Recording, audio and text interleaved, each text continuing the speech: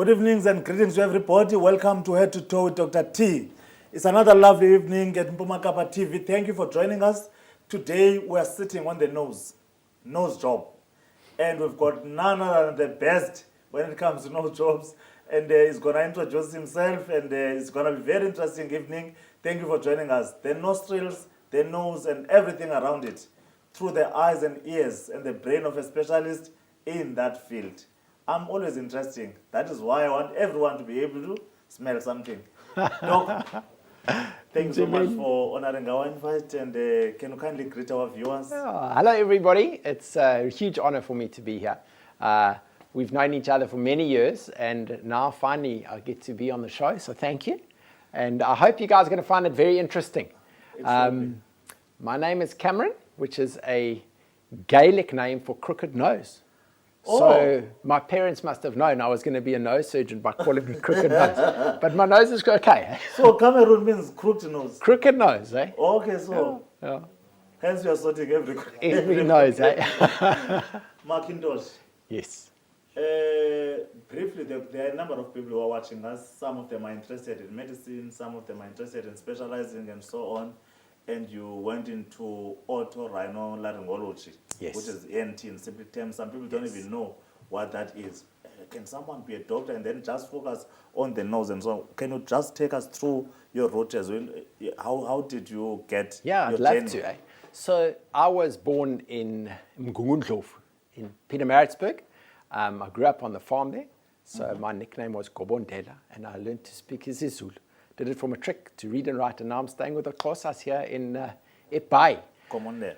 Yeah, so I took quite a long route. I ended up going to Stellenbosch University, and I was studying medicine, but at the same time I was doing professional sports. So I used to do a lot of canoeing, and I would study for a few years, then I'd go overseas and study and come back. And one of the things professional sports taught me is discipline. And eventually, at the end of the Beijing Olympic Games is when I stopped paddling, and then I went to go and specialize. And it was quite a long journey for me to finally, I had an amazing meeting with I was doing GP work, and I wasn't quite sure what I wanted to do. I had kind of some interest in plastic surgery. And so I was on a GP refresher course, and I saw the professor of ENT, or ear, nose, and throat. Amadlebe, Mpumlo, Nomqoqo. And this guy, we had this amazing coffee. I never thought about it. When I got home that evening, I realized that my quiet time, I'd been reading about Jesus healing the deaf mute in Mark chapter 7. And I was like, this is a sign. So I wrote my first set of exams and I failed. And I said to the prof, no, I failed. He says, don't worry, everyone fails. You have to try again. And then eventually I tried again and I passed, and I ended up going to Bloemfontein. In Buasutu, I had that kiteng lekai, I knew none of the language. But I had amazing 4 years in Bloemfontein to learn to do ear, nose, and throat specializing. And then initially I thought I would go and do a postdoc or a PhD abroad. But whilst I was studying, I then had my eyes open to what's called facial plastic surgery. Okay. Now, in South Africa, it didn't exist. But in Europe and in America, if you go for any plastic surgery from the neck up, be that reconstructive surgery, be that cancer, be that rhinoplasty, be that what we call the aging face. So facelifts, brow lifts, ear issues. Yeah, we've got to be good-looking ancestors. Yeah, but all of that is done by a facial plastic surgeon. And to become a facial plastic surgeon, you have to you have to be completely specialized. Then you spend 2 years and you write exams. So that's what I did. I ended up writing these exams in Washington and coming back to South Africa as the only facial plastic trained guy in our continent, which is amazing. And then we started a fellowship program. And we, at the moment, actually one of our colleagues, Zanele Tuswa from Umtata, is doing this 1 year facial plastic fellowship, and then she writes the exams. So within this world of facial plastics, where I found my niche was in rhinoplasty. And the wonderful thing about studying ENT for so many years, you know the function of the nose, but doing the facial plastics, you know the cosmetics. So these two come together amazingly. So yeah, I now live in Port Elizabeth. We built this beautiful hospital called Edge Day Hospital, which is really built for rhinoplasty. But I've got a lot of other colleagues who work there as well. And I just love doing nose jobs. I'm a nose job geek. And yeah. So ENT has got the throat part, has got the ear part. You only focusing on the nose. Yeah, so it's a very interesting speciality. It's actually the first speciality that ever became a speciality. And you would imagine, as a GP, I would hazard a guess that a third of the patients who see you is an ENT-related problem. Oh, doc, my sinuses are killing me. My throat or my ears. It's such a common thing. So we as ENTs see many things, but I've kind of migrated away from ear surgery and throat surgery to more sinus surgery and especially rhinoplasty. And the rhinoplasty is this thing about how does it work and how does it look. So there's both cosmetic. Someone who comes in with a very big hump or a skew nose, we got to fix that and we change what they look like at the same time. And it is so satisfying to do that and to literally change people's lives. So you are dealing with symptom relief at the same time you are dealing with the image. 100%, 100%. And what I'm always trying to teach is that we need to understand a obstructed nose or blocked nose is either what we call a mucosal and a medical treatment. So you might have severe allergic rhinitis or you might have sinusitis and you manage them with various medications and the patient will be better. If a blocked nose does not improve on this, it's mostly a structural issue. So that might be that there is the septum has grown skew or you might have a big spur in the nose. And you can give that patient intranasal steroids or it's not going to do anything. You have to cut. Temporary solution. It's time to sigaganat. And then it's the opportunity to potentially change what it looks like at the same time. Some people don't want to. Some people do. And then also there's obviously this other space where people have no functional problems whatsoever. Their nose is perfectly working, but they hate what it looks like. And that's a different thing because now the medical insurance isn't paying for the operation. Now they must cork out themselves for that. Tell me, what kind of common problems do you see that you've corrected so far? Okay, so in the mucosal problems, we see a lot of allergic rhinitis. And I mean, I'm sure you know here in Gqeberha, it's one of the pollen capitals of our country. So we have to deal with that with the medications to bring down the amount of swelling inside the nose. We also see a lot of sinus problems. But now remember, when a patient comes to us and say, oh, my sinuses are killing me, people don't distinguish what's the difference between the nasal passage and the paranasal sinuses. So the nasal passage is normally a rhinitis, kind of an allergy, whereas the sinusitis is an infection. And that we treat with antibiotics, and sometimes we have to do surgery to drain the pus out the sinuses, etc. So we see allergic rhinitis very often. We see sinusitis less often, but it happens. I'm talking only about the nose areas. And then, we see a lot of sports injuries, The rugby players, the boxers, Before we get to the sport injuries, I'm going to hold you there. We're going to take a short break because I've seen quite a few rugby players twisting their nose right next to the field. Then I would like to have your opinion on that. And then what else do you do to actually make sure that that thing is correct? Because really, I was very, very much keen to hear about the sports injuries. Have we messed up or have we done the correct thing by what we're doing next to the field of play? Thank you for being with us. We're talking to Dr. Cameron McIntosh, who is our Otorhinolaryngologist. He's an ENT specialist who is more focused on the nose. Rhinoplasty is fixing the nose for symptom relief and also for your image. Thank you for being with us.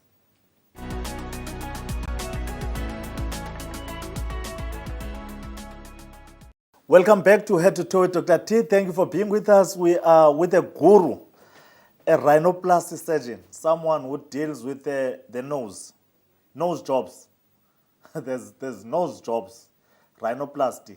And he's taken us through the common ailments that he deals with at specialist level.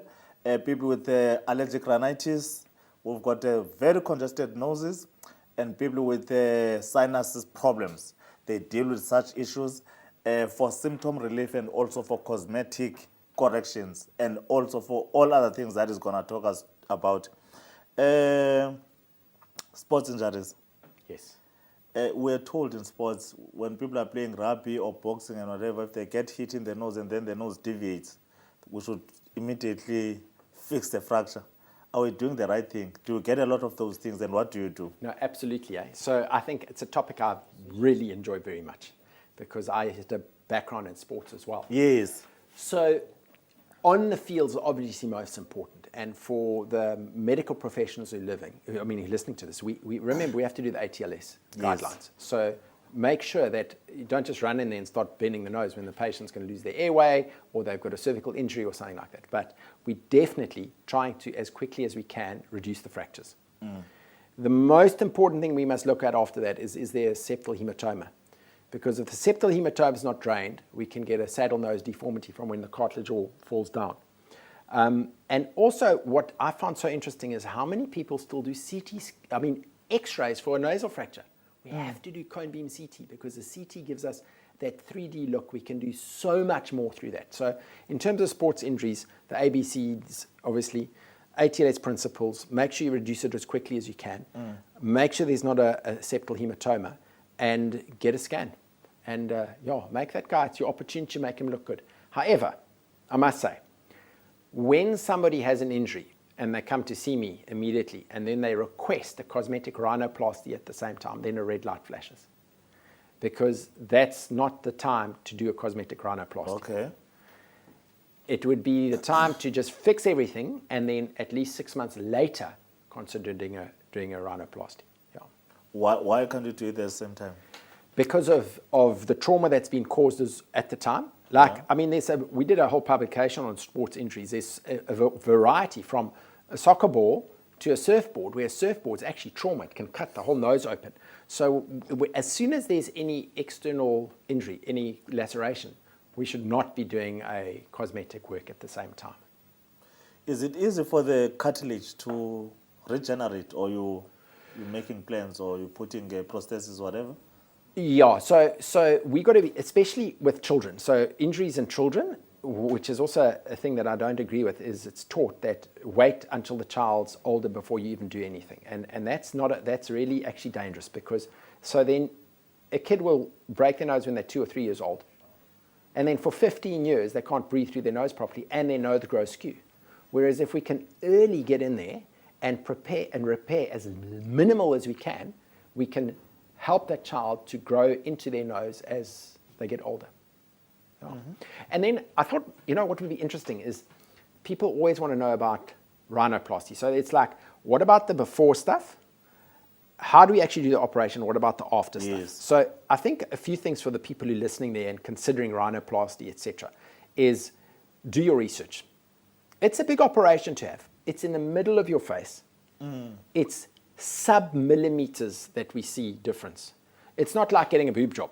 Yes. If it's a little bit different, it's not the end of the world. Or a facelift that can be out by a few millimeters. On a nose, it's very difficult. So firstly, be very sure about it. I probably only operate on about 70% of the people who come and ask for operations, because it's, in many ways, it's psychological surgery. And there's problems and issues that a nose job isn't going to fix in their lives. Like having a nose job isn't going to, you're suddenly going to find the love of your life, or the divorce isn't going to happen. It's like a cosmetic thing. Yeah, so you've got to be very cautious about it. I think it's also important that the relationship with the surgeon, because just like I have to trust you, the patient has to trust me at the same time. And if there's any feeling of like, this is not looking good, find another surgeon, get another opinion. There's some really great surgeons in our country. We've got our organization called SARSA. It's the South African Rhinoplasty Society. So if you go on a guy's website and you see the SARSA logo, you know that guy's coming for training and learning, etc. So I think in the things I'm trying to say to people is think about it carefully. Look at the kind of nose. Remember, what might look nice on McIntosh's face over here is not going to look nice on Tebelele's face. So we've got to understand that there's different ethnicities in it. So I think those are the key things in terms of the preparation. There are people who want a sharp nose, there are people who want a blunt nose, and so on.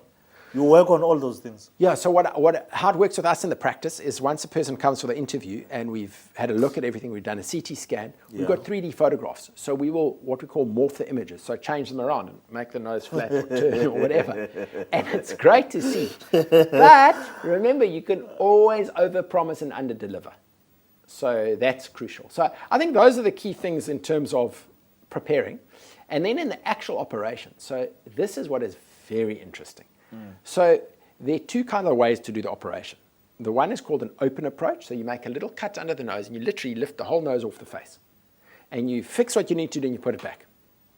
The other way is an endonasal approach. So the cuts are all inside the nose and you work with cameras. So there's different reasons for doing an endonasal and an external approach.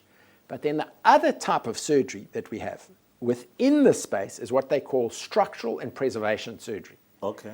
And if you've got somebody with a big hump on their nose, now it's not common in the black population, but it's much more common in like the Asian population or Middle Eastern. Okay. Now, in the past, what we used to do is lift the skin up and cut the bone off, and the nose looks great. What we now do is this preservation technique where we do all the cuts inside the nose and the facial bones, and you just drop the nose into the face. And it's amazing to see some of those results. There's obviously also complications, things can happen, but that's what kind of complications are you commonly getting or likely to get? We would always consent patients is bleeding and infection are the two early complications.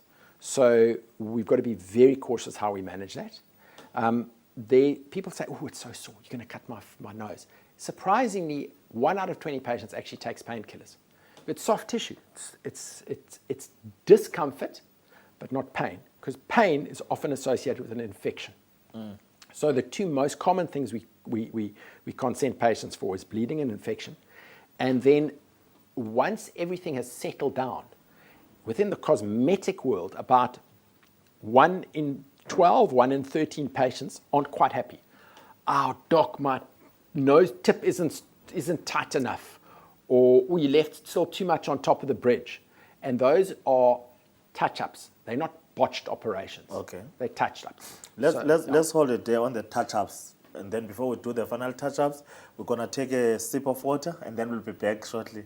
Thank you very much for being with us. We are with Dr. Cameron McIntosh, the principal and chief marathon runner at Edge Hospital, is an otorhinolaryngologist. That is an ENT specialist who's focusing more on the nose job, rhinoplasty.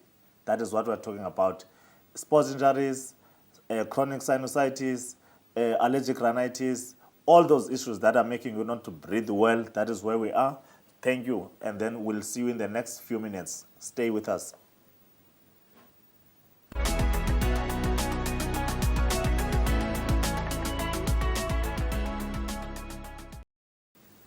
Welcome back and thank you for joining us on Pumakapa TV, your favorite channel, channel 260, good DSTV.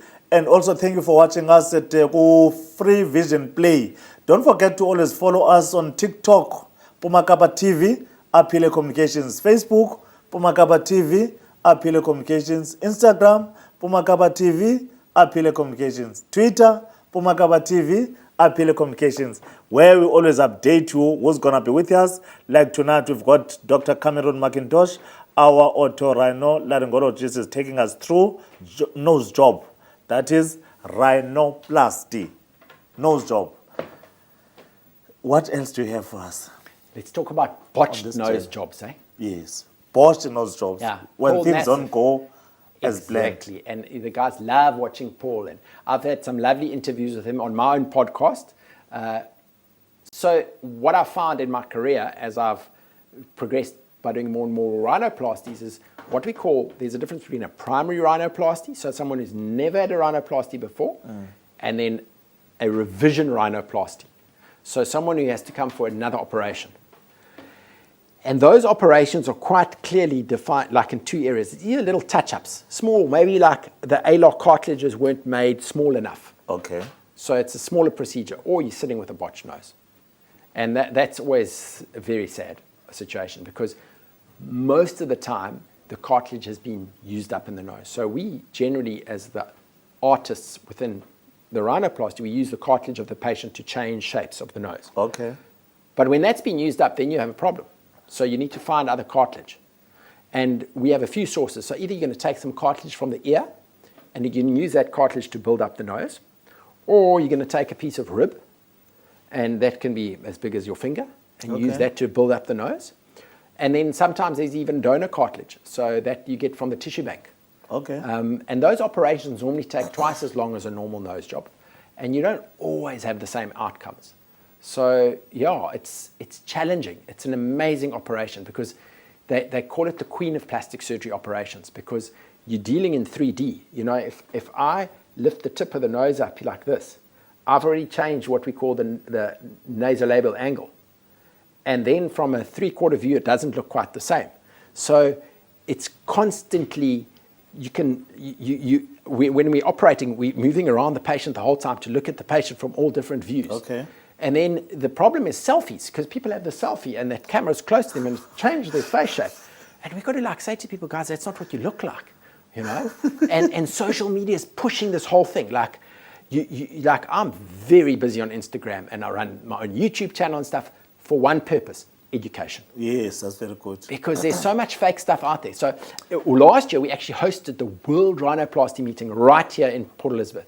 And what the background was to that is during the COVID lockdown, I ran a whole lot of very interesting webinars with the international speakers, etc., and thousands of guys listening. But the big American plastic surgeon, Rod Rorick, who's taught me so much, he used to always say to me, he said, hey, Cameron, everyone's world famous on their own website. And I thought, yes, let's do an Olympic Games of rhinoplasty. So at the 2020 year and then 2024, and it will be again 2028, we had the World Rhinoplasty Day. And we arranged this webinar that we broadcast live from Edge, where we divided the world. There were 72 countries. So each country had 18 minutes to do a presentation. Then we came into the studio, and then we went to the next country. And this started in Japan, and it ended 24 hours later in the United States. And the judges of this competition were the editors of the biggest journals in the world. So I gave the boys the platform. I said, okay, you want to preach? Let's have a preach-off. Show us how good you are at what you can say and teach. And it was amazing. And then after this 24-hour extravaganza, we had 6 surgeons that I'd invited from each of the 6 continents to operate on a patient representative of that continent. So the guy from Asia operated on a Chinese lady, for example. And once we'd finished those 2 full days of operating, we had some liquid rhinoplasty, because that's a whole topic in itself. It's fillers in the nose. And we've got to be super, super cautious about fillers. And especially in the, I'm assuming the population mostly watching this is the black population. Yes. Is you normally want a better defined dorsum of the nose. And what do you want to go for filler? But as you know, fillers can be super dangerous. You can go blind from them. You can get necrosis, because if it gets into the artery, there's no blood flow to the skin of the nose. So yeah, that was what we had last year, and it was an amazing experience. Well done. I did get visuals of that, and then we shall get and catch some of those in your social media. Thank you very much for honoring our invite. The enemy is time. I'm sure I'm going to have you next time. Our viewers, thank you for watching us. See you next week at Mpumakaba TV, channel 260. Head to toe your favorite show. Thank you so much, Dr. McIntosh. Looking forward to having you next time. Thank you.